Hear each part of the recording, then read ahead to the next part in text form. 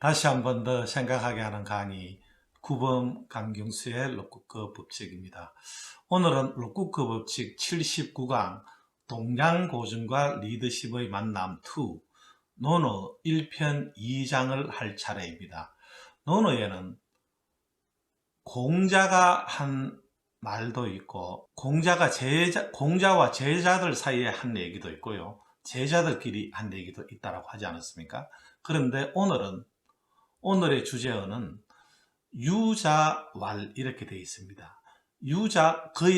공자의 제자인 유자가 한 얘기라는 거죠. 그런데 유자의 이름은 유약이라고 합니다. 그런데 이 유약이 유자왈 이렇게 공자 노자처럼 자자가 붙어 있다는 것은 그죠?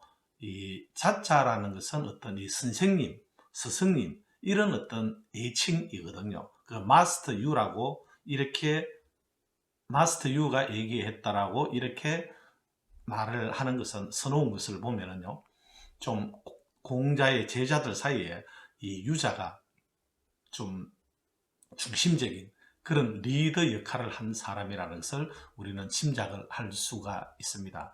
실제로 공자의 제자들 중에 이 외모가 가장 공자를 닮은 사람이 유자였다라고 이렇게 이야기합니다. 아마 키가 컸고요, 말이 컸고, 그리고 어떤 무인이었다라고 합니다. 그래서 공자를 가장 닮은 그런 제자였다라고 하는데, 그 유자가 뭐라고 얘기했느냐 하면은 이렇게 얘기했습니다. 군자무본, 본립 도생이라고 이렇게 얘기했습니다. 군자는 당연히 리더죠. 군자는 근본에 힘써야 된다는 거죠. 힘쓸 무자이지 않겠습니까? 근본에 힘써야 한다. 근본이 바로 서게 되면 본립, 근본이 바로 서게 되면 도생, 도가 생겨난다 라고 이렇게 이야기를 했거든요. 여기서 군자는 근본에 힘써야 한다 라고 하는데, 이 근본이 무엇을 뜻할까 하는 거죠. 저는 제가 이 여러 과정을 진행을 하고 있는데, 그 중에서도 가장 메인 과정으로 진행을 하고 있는 프로그램이 스티븐 코비 박사의 성공하는 사람들의 7가지 습관이라는 프로그램이거든요. 그런데 그 과정을 일명 세븐 헤빗이라고도 하는데, 세븐 헤빗을 이수를 하고 나면은 사람들이 그 세븐 헤빗은 어떤 종류의 리더십입니까? 라고 이렇게 물으면은 이수한 사람들은 이렇게들 대답을 합니다. 세븐 헤빗은 원칙 중심의 리더십입니다. 이렇게들 대답을 하거든요. 원칙 중심의 리더십, 원칙이라는 말이 나오거든요. 기본이나 back to the base, 그죠? 기본으로 돌아가라 라고 이야기하는데, 그 기본이나 원칙이나 좀 일맥상통한 면이 있지 않을까요? 예. 그래서 이런 말이 있습니다. 이 세상은 내가 지배하고 있는 것이 아니고 어떤 원칙이 지배를 하고 있다는 거죠. 내가 지배하고 있는 것이 어떤 원칙이 지배를 하고 있다. 자, 여러분, 제가 이것을 놓으면 이게 어디로 갈까요? 당연히 땅으로 떨어지겠죠. 왜 그렇겠습니까? 중력의 원칙이 지배를 하고 있기 때문이죠. 그렇지 않습니까? 해는 매일 동쪽에서 떠서 서쪽으로 집니다. 어떤 나라 서쪽에 떠서 동쪽으로 지는 경우도 있습니까? 그런 경우는 없습니다. 그죠? 왜 그렇죠? 자전의 원칙이 지배를 하고 있거든요. 제가 거짓말을 자꾸 하면 신뢰가 높아지겠습니까? 떨어지겠습니까? 당연히 떨어질 겁니다. 신뢰의 원칙이 지배를 하고 있는 것이죠.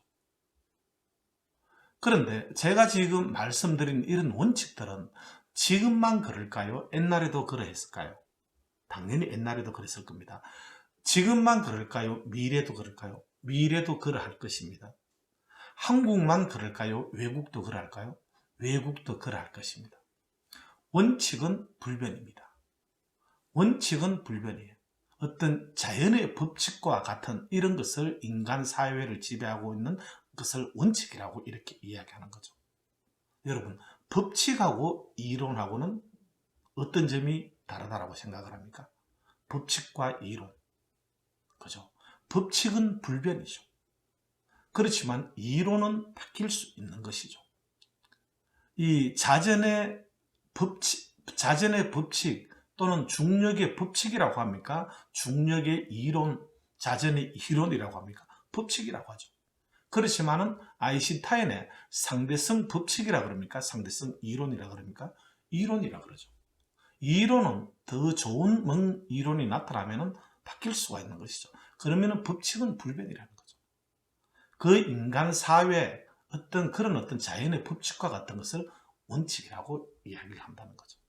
이 세상은 어떤 원칙이 지배를 하고 있다는 거죠. 어떤 사람은 성공을 하고 어떤 사람은 성공하지 못합니다. 그죠? 성공에도 어떤 원칙이 있지 않겠습니까? 수학의 원칙. 어떤 봄에 씨를 뿌리고 씨를 뿌리지 않고 여름에 땀을 흘리지 않고 가을에 수확을 할 수 있겠습니까? 그럴 수는 없는 거죠. 씨도 뿌리지 않고 씨는 뿌렸다 하더라도 그죠? 어떤 여름에 잡초를 뽑는 등 땀을 흘리지 않고 가을에 풍성한 수확을 거둘 수가 있겠습니까? 그것은 원칙을 어기는 것이 되는 것이죠. 그래서 여기에서 군자는 근본을 닦는데 힘을 써야 된다는 거죠. 근본을 닦는데 힘을 쓰는데, 그런데 그렇게 하게 되면은, 그래서 본립, 그죠? 근본이 바로 서게 되면은 도가 생겨난다 그랬어요. 도가 생겨난다라고 이야기했는데, 여기서 도라는 것은 어떤 의미를 가지고 있을까요? 물론 도는, 그죠? 동양고전과 리더십의 만남 1편에서는 그죠? 노자의 도덕경에 대해서 했는데, 노자가 이야기하는 도는 우주 만물을 낳고 생성시키는 어떤 길이 있다 그랬죠.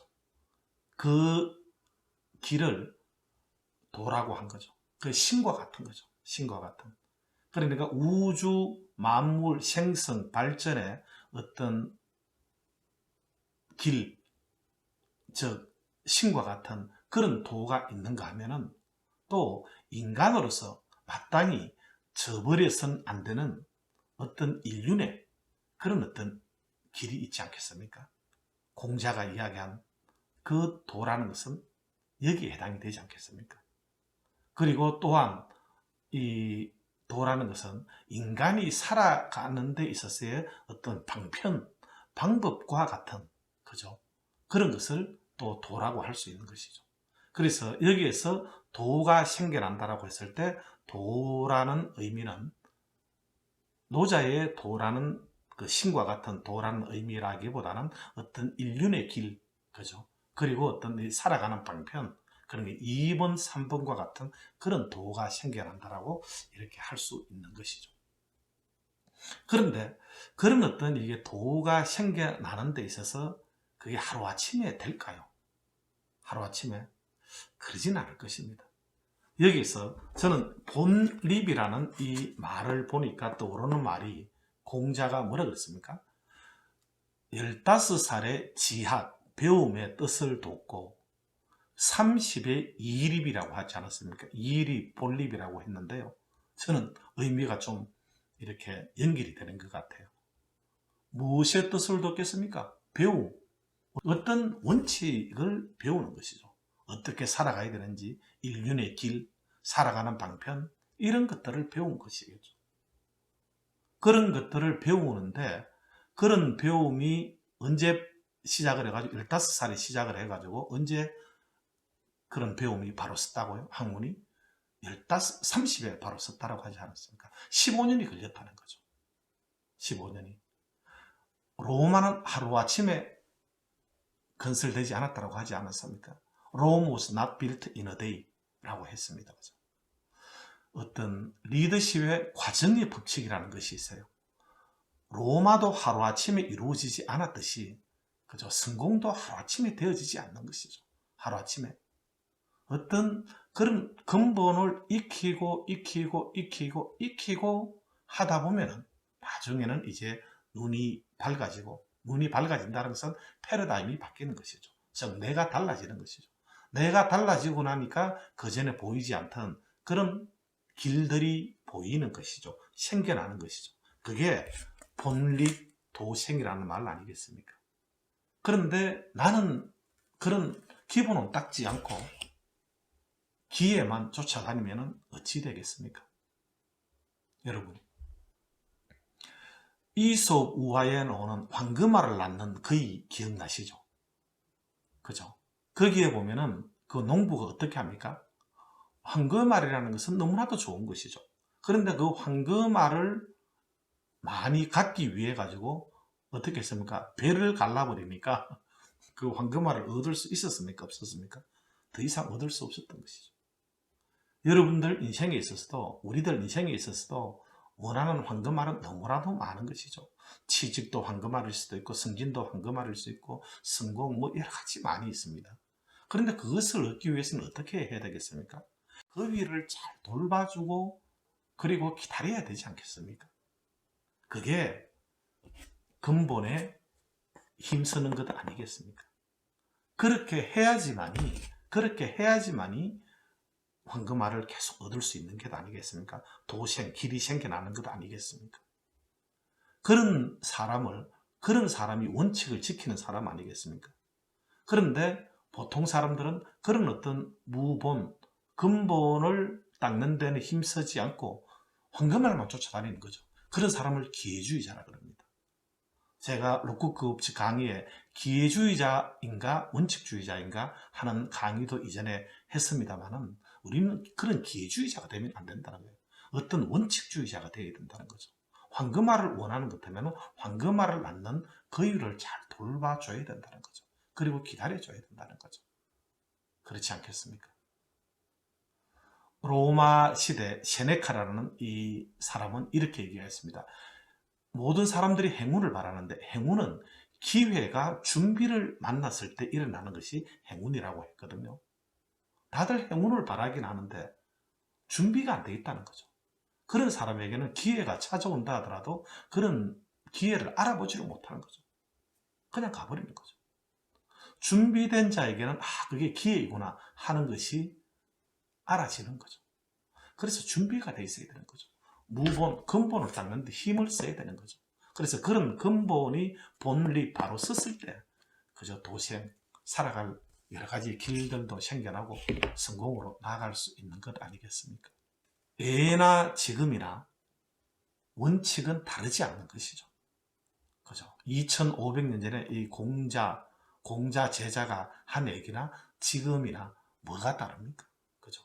군자, 무본, 근본을 닦는 데 힘을 써야 되고, 그리고 본립, 근본이 바로 서게 되면은 도생, 살아갈 길이 생긴다라고 했거든요.